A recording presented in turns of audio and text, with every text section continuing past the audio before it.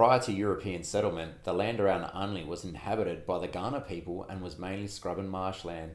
The land which became the core of Unley was covered in eucalyptus woodland and river red gums growing thickly along the major creeks and watercourses.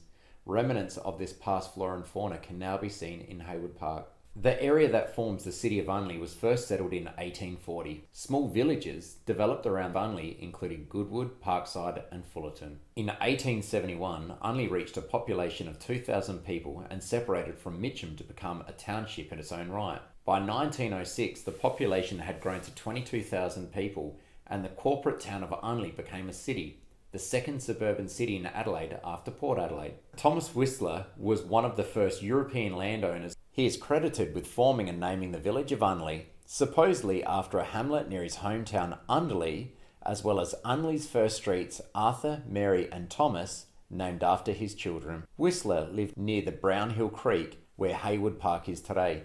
Around this time, it is purported 34 Mary Street was constructed. It was detailed as a sandstone-fronted symmetrical villa home with blue stone wall exteriors and 5 rooms with feature fireplaces epitomising a polished character home for the 1880s period. It was constructed without electricity or gas. The first gas streetlights were only installed on Unley Road at this time, with electricity only being readily available for homes in the early 1900s.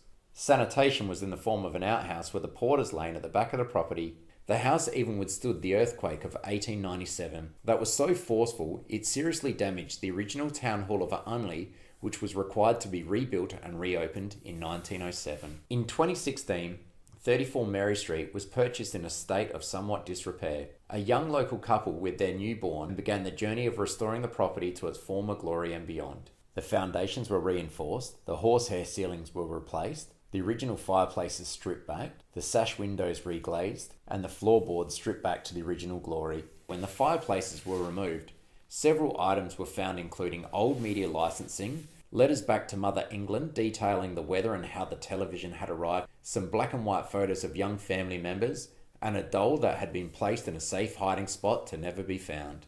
In 2022, the house was listed for sale and sold to the current owners. Jaw-dropping, breathtaking, awe-inspiring, magnificently updated and extended to flawless heights, were to name some of the words from the real estate campaign. This was a testament to the amazing renovation that had been undertaken in restoring this amazing house back to its former glory and will now be continued by the new custodians for future generations.